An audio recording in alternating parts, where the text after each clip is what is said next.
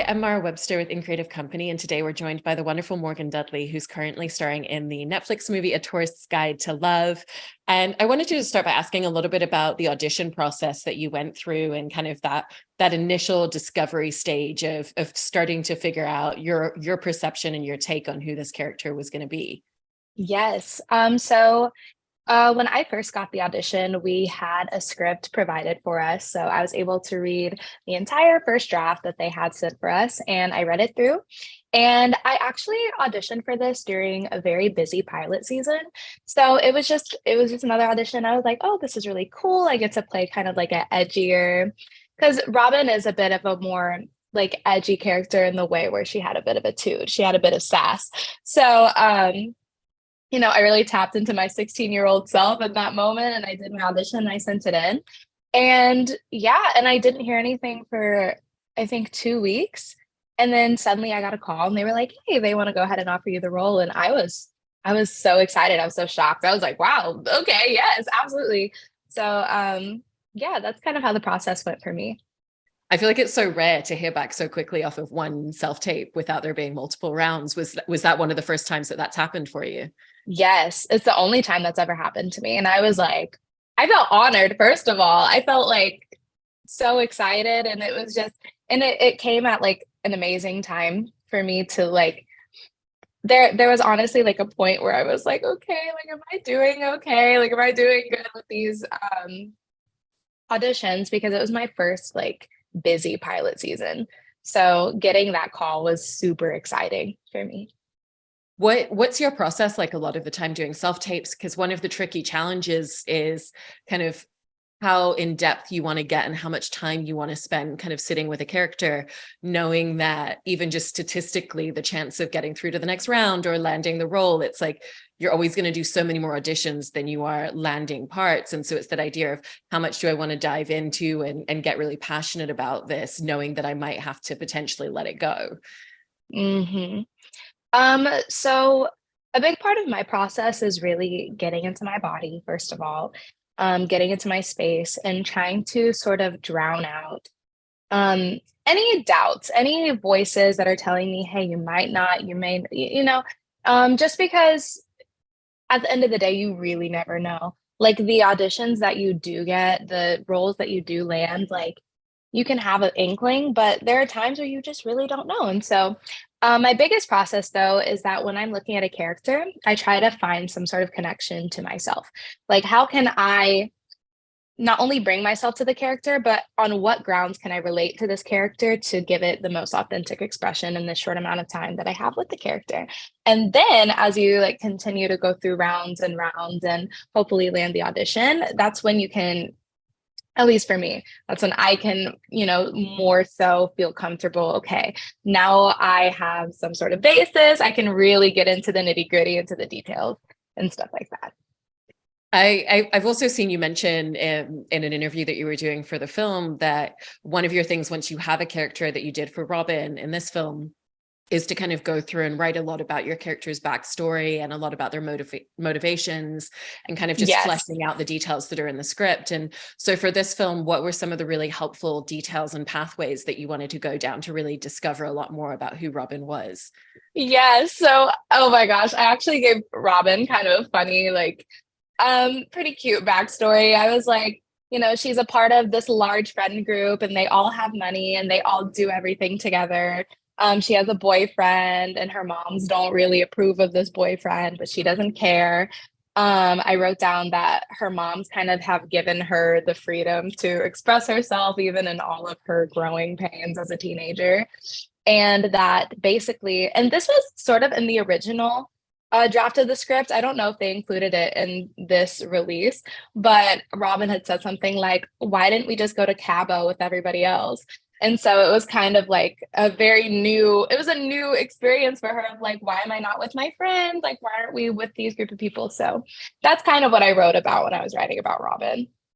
And was there much of an opportunity to work with the actors that were playing your moms in the film and to kind of like sit down with them to figure out some of that dynamic before you were filming? Or did you have to kind of just like really dive into that together once you were in production? Yeah, so as a tour group cast, we really just hung out with each other 24/7. So in doing that, we kind of discovered a lot about each other's personalities and just that dynamic just in real life. And I think that that kind of seeped into filming days where we would kind of be like, you know what, like this person like kind of gives more of the nurturing vibe. Like I remember Jacqueline, who played one of my moms, she was the more nurturing mom we figured out. And then Nadamiso, who played my other mother, was the more like lay down the law type of mom. And so we kind of discovered that we didn't really create a time to sit down and really talk about it. It kind of just naturally came up for us. And especially with that dynamic of a teenager that's on holiday with their parents, did you kind of want Robin to like pull back a little bit from how much she interacted with certain characters versus others? Because there's kind of the budding friendship that she has with Alex, where she's very comfortable, and that's someone her own age that she's going to have more in common with than the couple who were there taking their honeymoon years after they got married because they couldn't do it the first time around. Right. No, yeah, I definitely, it was, and again, it was kind of more the nature of it. Like, me and Andrew, who played Alex, we actually, when we were on set, every pair had a set of PAs, and me and Andrew had the same PA, which means we were definitely together 24/7. And so, um, yeah, how that kind of helped, I guess, Robin. I'm trying to think. It's really interesting because Robin actually does not like Alex in the beginning because it's someone her age who's completely different from her, who has this attitude that she kind of, you know, is judgmental of, like, just kind of like, why are you so happy to be here? Like, okay, cool, we're in Vietnam. But I think that with their friendship budding, it kind of opens Robin's perspective and kind of opens her mind to her surroundings, and it helps her really learn to enjoy the vacation and enjoy the experience that she starts to have. And then that bleeds into her relationship with her mom. Yeah, it's really great to watch the way that kind of her walls come down from the version that we meet at the beginning to kind of the version that we see towards the end of the film. And so Yeah. did you go in with an idea of kind of the gradual journey that you wanted that to take, or kind of where you felt like that would start to happen for her? Or is some of it just feeling it out once you're playing scenes and thinking, okay, well, if she's going through this experience, then I think maybe we can crack through a little bit more of her? Yeah. Actually, the moment that I think Robin begins to open up more is the shopping. Whenever she's like, oh, wait, I can spend money. I can go shop. Okay, cool. We're going to have a good time. And then that kind of leads into everything else. You know what I mean? It's kind of her segue. Her familiarity is shopping and being a girl's girl. And, but by the time we get to Hoi An was kind of where I was like, this is where I want Robin to open up because Hoi An is very beachy. It's very beachy. It's very relaxing, chill environment. And I think it'd be natural for anybody to really become one with that at a certain point. So yeah.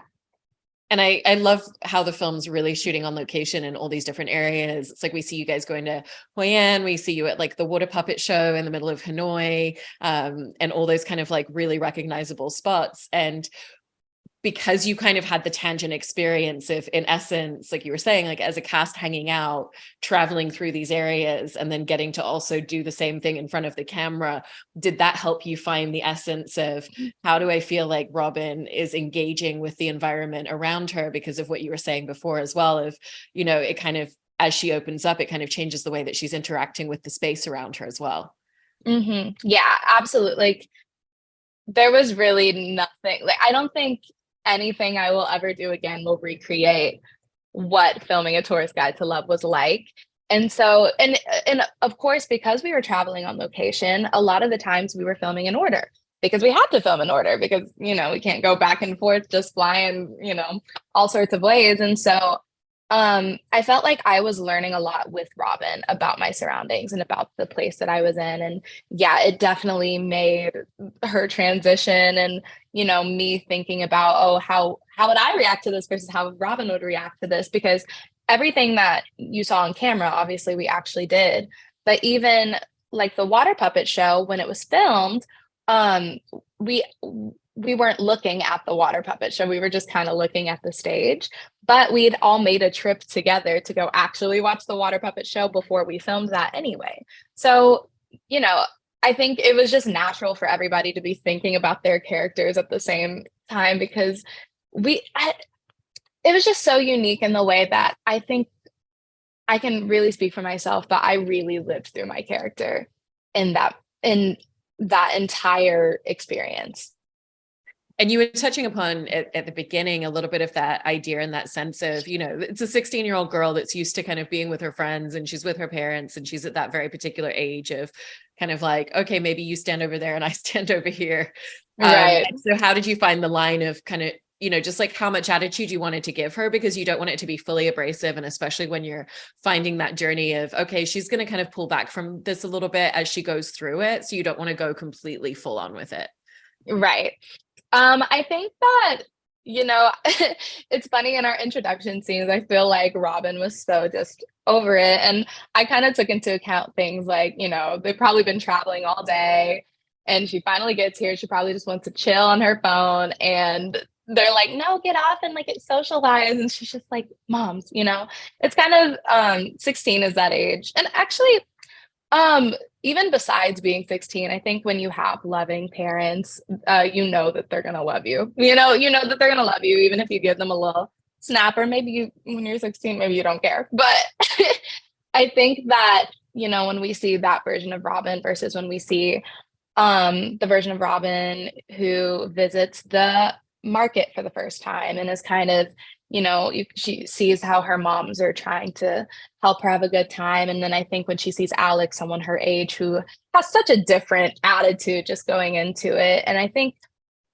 at the end of the day, even a sassy 16-year-old is a human being and they want to, as humans, I think we want to feel included and feel like, we're really getting the most out of our situation and our surroundings. And so I think that just at a certain point, naturally, it was easy for me to kind of choose to just let Robin back off a little bit and to give her mom some grace because we are in Vietnam after all. So. And did you think of her as someone who's quite outgoing and quite charismatic in her everyday life, in her world with her friends and in school? Because it's like, I love little details, like even the fact when she's like, hey, Alex, like I found this guy who's going to like teach us how to row this boat. And so it's like, clearly she's kind of getting to that point of just like, I'll talk to anybody and I'll strike up a conversation. Then I'll ask them if they can teach me this thing that I'm interested in. Yes, very much so. I think that she's someone who's very confident in herself, very sure of the person she is. And I think she's also somebody who's very decisive. I think that when she decides, yeah, I'm going to talk to this person, that's how it's going to be, regardless of what the reaction may be. And I think that shows in the way her attitude changes with her moms and with Alex. Like, I think when I was watching the film, I was like, it seems very polarizing. Like you go from one to just the other, but I think she's just like, yep, this is what I'm deciding to do now. Like, this is how it is. And yeah, so I would say that, in her home life, she's very, I think, charismatic and outgoing. Yeah. I love that. And I also wanted to ask about working with Stephen Chishita, who's the director of the film, and just the dynamic that the two of you kind of created together on set and some of the aspects that he really helped you to find and build into your performance. Yes. Stephen is a wonderful director, first of all. He was very interested in my process and what I thought, and also my language, like as far as how I speak. He was very, he was like this with everybody, but for me too, like there was a couple of lines that Robin would have, and it was written by someone who was older. He was like, and I would be like, I just don't know. Maybe a 16-year-old wouldn't say this sort of thing. And so, but kind of what I learned with him was the art of collaboration. He's a very collaborative director and someone who has a very strong vision of like what he wants to see, but also makes everybody feel like they can really bring their own art to the table. And so I'm really thankful for a director like that. And he's very much that sort of director. That's so great to hear. And I also wanted to ask you a little bit about your experience from Jagged Little Pill when you were on Broadway. And just, it's such an incredible experience to step into a role like that and into a show like that and to be on Broadway for the first time. And what were a lot of the aspects that you had kind of anticipated of what the experience might be like, and kind of when you'd imagined it against the idea of what it ended up being in reality, and just some of the things that you can't necessarily prepare yourself for or know until you step into that situation. Yeah. Are you referring to like what I expected out of Broadway, or like Broadway versus film? Just kind of like what you expected the experience of Broadway to be like against, some of the things that you maybe hadn't anticipated through the experience. Yeah. I actually, so going into it, I really had no idea. I had no idea because um my only experience in musical theater was through high school and through like my community theater when I was a teenager. So I was like, is it, it's Broadway, like is it going to be like really big and bad and like people are going to be mean and like it's going to be really intense and just scary.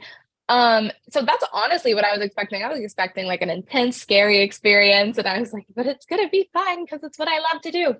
But even throughout auditioning and like stepping into my first in-person audition, it's a very welcoming environment. It's a very welcoming environment to just bring what you have, show what you have, give your 110% because when you're on a Broadway stage, you can't do anything less than that. But it was so much, I just remember it being so much less, I guess there was so much less pressure than I was expecting. Um, and then as far as the actual production went, it just felt like a really high-end high school production. And not because like that's just the only way I know how to explain it. It was no different than like doing theater in high school or community theater, except everyone really wanted to be there. Everyone gave their 110% and expected you to give your 110%. And it was all very professional and very cohesive. It was actually way more fun and way more free than I expected Broadway to be. That's so phenomenal to hear. And, within that experience as well, there's such a specific stamina to doing 8 shows a week. Hmm. And so with what you were saying about that, you really have to go in and give 110% every single moment, every single night for 8 shows a week, even on double show days.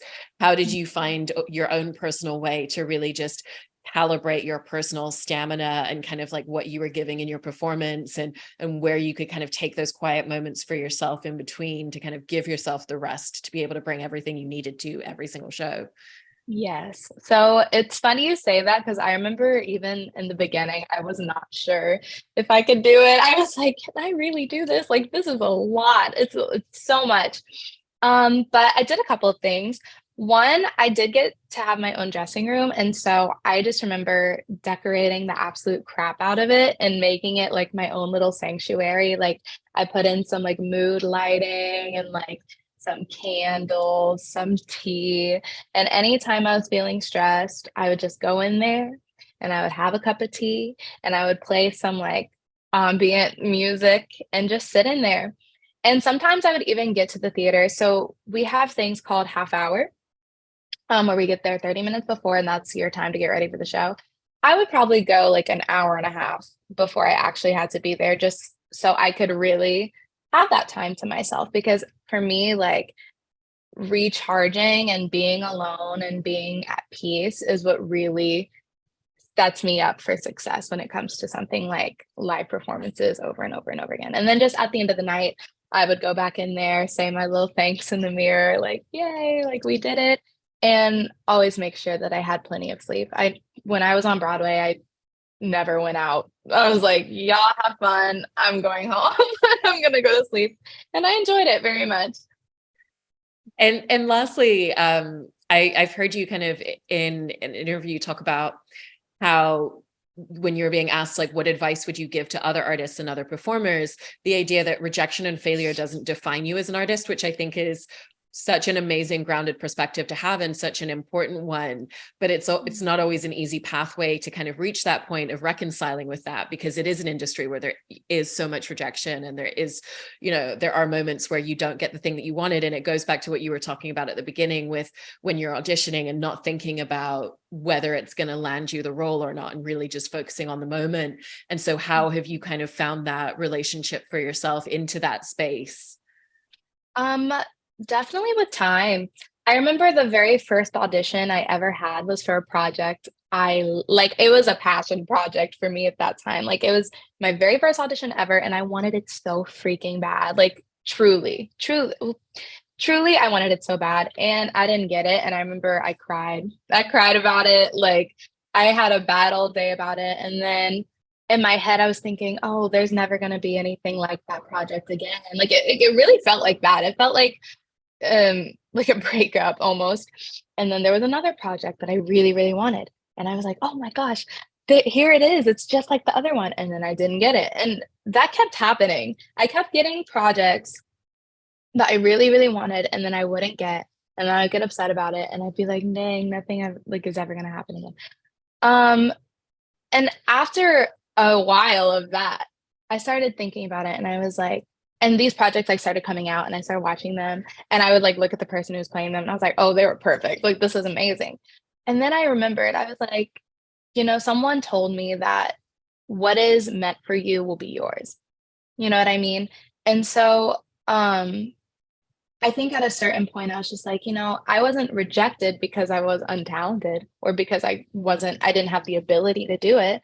But I look back and I watch these projects of the people who got them, and I'm like, I, I can kind of see like how this was meant for that person. And one day I'm gonna have my thing that's meant for me, and it's gonna feel right, and I'm gonna be ready for it. And when I'm ready for it, it'll happen.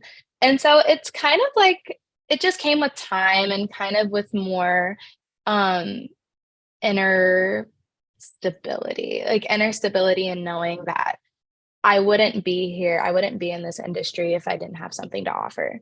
You know what I mean? And I think that every artist has to have that some sort of reconcile with that for themselves so that you stay sane. And also it makes receiving the projects that you really want that much sweeter when you weren't expecting it, when you were okay with the outcome and you actually get it. It's like it doesn't feel like you needed it. It doesn't feel like, oh, like, you know, it's just, I don't know. It's a peaceful feeling to have. And it comes with time. I think that's really beautiful and so important in navigating through an industry like this. So thank you so much for sharing all of your experiences. It's been so wonderful to hear all of this. Thank you so much, Morgan. I appreciate it. Of course. Thank you for having me.